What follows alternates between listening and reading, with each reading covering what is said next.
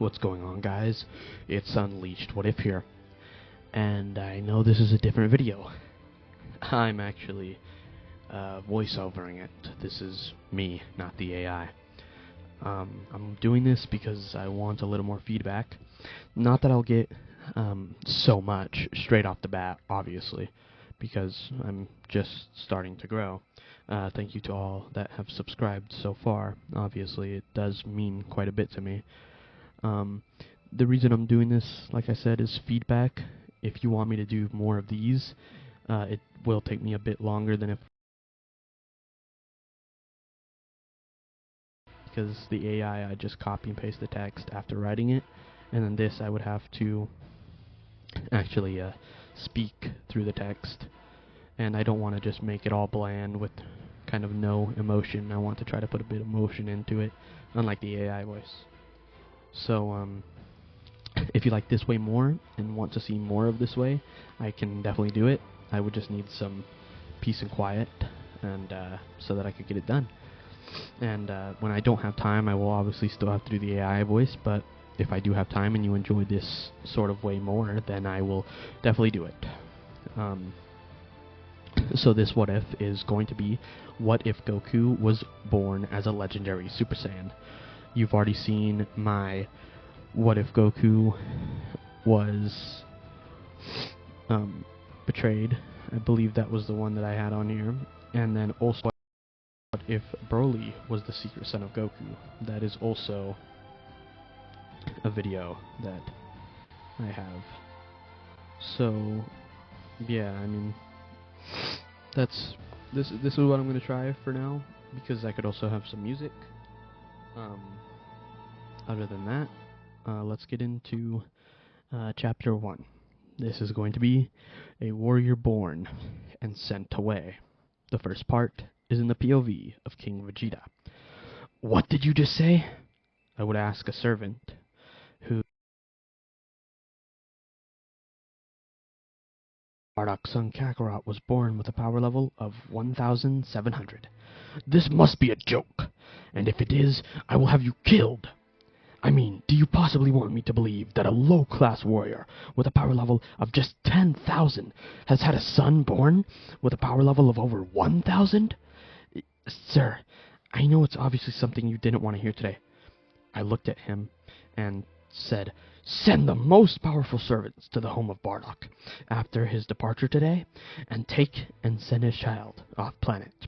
While you're doing this, I will find the planet I'm going to send him to. Yes, sir. The next POV is in Bardock's. Look, Guinea, I know what happened to Paragus' son, but I don't think it will happen to our son, because unlike Paragus, I don't sit around. I do the missions I'm at. I don't think King Vegeta cares about that. He doesn't care about anything. Nobody in the low-class warrior ranks he cares about. He just cares that nobody's born stronger than his son. I understand, Guinea, and I understand your concern. But if anything happens, then I'll come straight back home. I won't even make it that far, okay?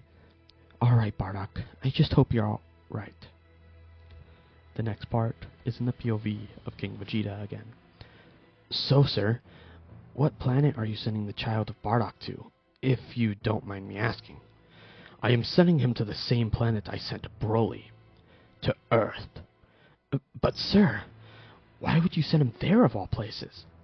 I'll tell you why. Because if we're lucky, they will just fight one another and kill each other.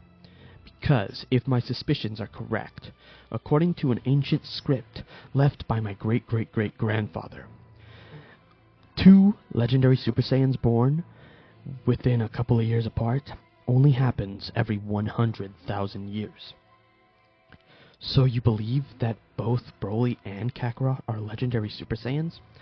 Yes, and the script also stated that when this happens, the 2 fight to the death.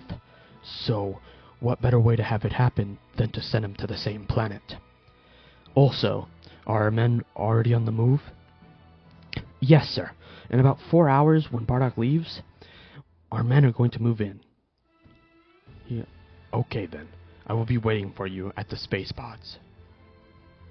This next POV is of a servant, not a named character.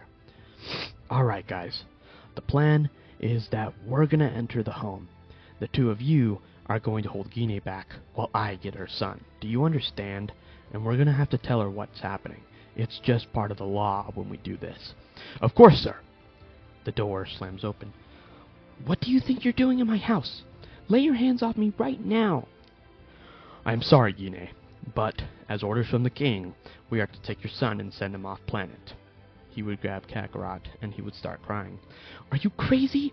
Do you know what Bardock will do to all of you? He won't be doing anything. He's already... Wait, something is wrong. What is it, sir? The boy, his power level is 2,500. No, now it's 4,000. Phew! The scatter would explode. This is bad. He knows something is happening to his mother. Unhand her now! More glass begins to break due to an explosion.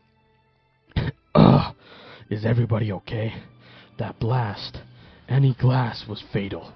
It could have killed an elite class warrior. Yes, sir, but we have a bigger problem at hand. What is it? Is it worse than the boy? Yes, sir, it's Gine. She had a scouter. Bardock heard everything. He's screaming in it right now, saying that he's coming back. What? That's right. My husband is going to be back in under 5 minutes, and he'll kill every last one of you, even if it has to include the king. This is back to the POV of Bardock.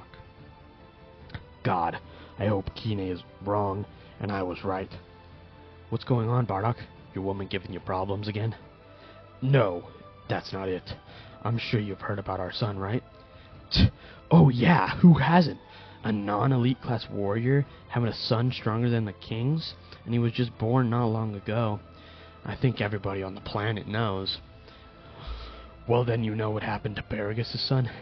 Oh, yeah, I heard about that too. In my opinion, that was messed up.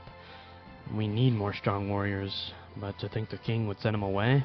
Jeez. Well, Gine thinks that that's going to happen to our son, and I can't blame her. But I told her that our son will probably be fine, but I just hope I'm right.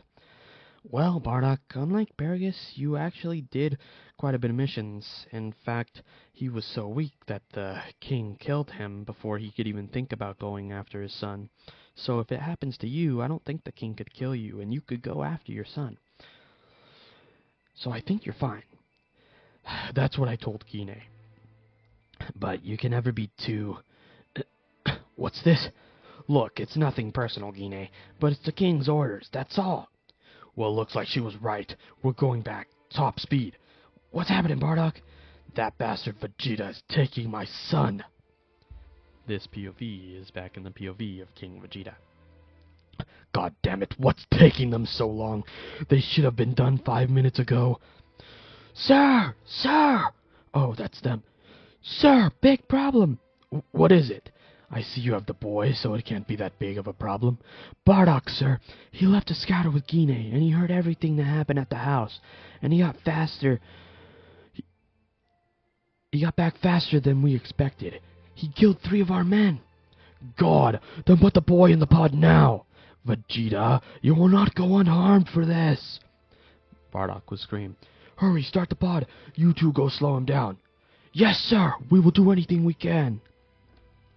How did he get back so fast? What ship did he take? Why looking so scared, Vegeta?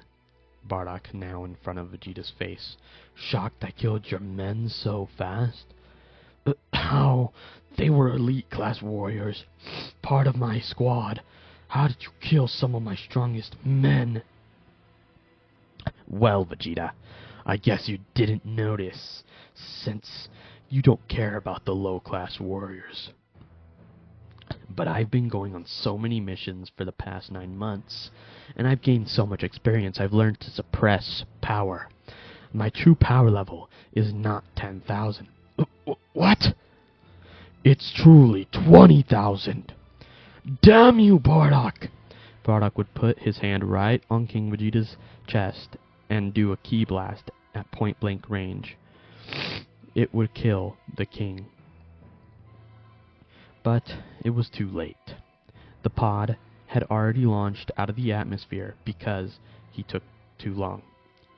But then Bardock would also look up, and he would honestly be grateful, because one thing that he hadn't noticed since he had cut the communications off with Frieza to be able to listen in on Guinea is that he had ordered all Saiyans to head back to planet Vegeta, and most of them did. Some defied him, but most went back. And there was a giant supernova sent by Frieza going towards the planet. Bardock flew up into the air and was trying his hardest to hold back the attack, but it was no use. Frieza would laugh as he would just put more force into the blast. It would engulf the planet and destroy it.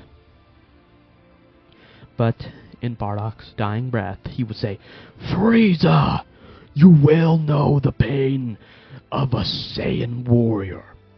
My son is the legendary Super Saiyan, and he will kill you!" Guinea would look up as the blast engulfed the planet, and it was destroyed. Now, what did you guys think? That was Chapter 1 of What If Goku Was Born as a Legendary Super Saiyan. I did my best impressions, from what I can say. I wouldn't say that they were horrible, but probably not the best. I hope that you guys did enjoy this part, and I'm going to continue doing a couple of the parts. I probably will make the next part about 2 chapters long, just to get through a bit of the story. But if you like this, please let me know down in the comments, and I will do more of my what-ifs this way.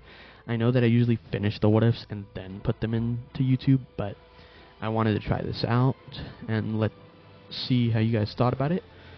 So, thank you very much, and I hope that you all have a very blessed day and or night. Unleash What If, and I'm signing off.